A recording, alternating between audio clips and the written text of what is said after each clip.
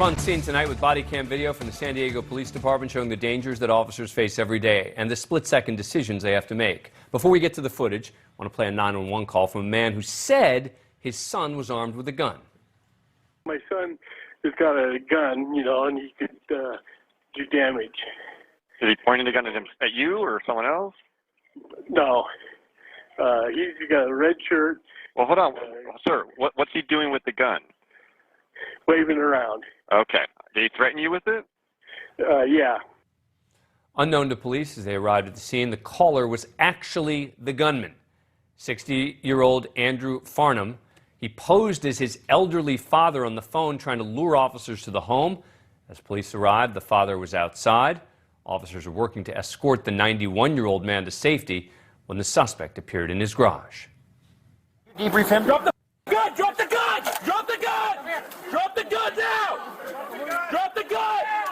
Drop it! He points at us and again he's getting shot. Officers got shields and a less lethal beanbag launcher as a sergeant tried to get Farnham to put the weapon down. I don't want to shoot you. It doesn't have to be this way. Just tell us what we have to do to make you comply.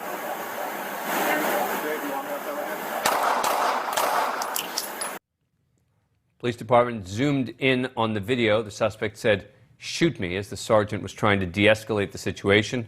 Farnham pointed the weapon directly at officers, and the sergeant fired 3 shots. The suspect was still holding the gun as police advanced. I need you to step away from the gun so we can approach you and give you first aid. You're going to be bit by a police dog. We fear that you're lying in wait and waiting for us to approach you to harm us. Police dog pulled Farnham from the weapon, which was found actually to be a BB gun that looked like an actual firearm. Farnham was taken to the hospital where he died from his injuries. Incident remains under review. Joining me again, Sean Sticks Larkin, retired Tulsa police lieutenant.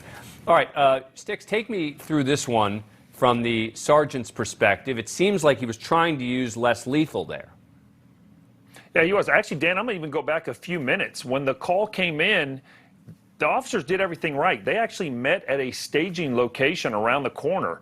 If you watch the body cam when they're all getting out, there's 5 police vehicles there, and I don't know if they ride in 2-man units there, but there's a lot of officers. They came with a canine. They came with less lethal. They came with a launcher.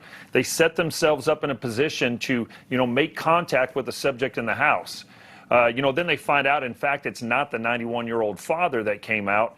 And even when they see him come out with what they believe is an actual real handgun, they do try to de-escalate it and give him the opportunity to put that gun down.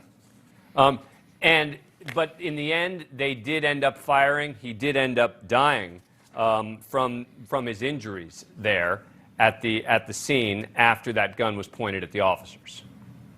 Yeah, correct. When you mentioned about they zoomed in on it, at one point he actually puts it up in the air, and he actually says a few different times, shoot me.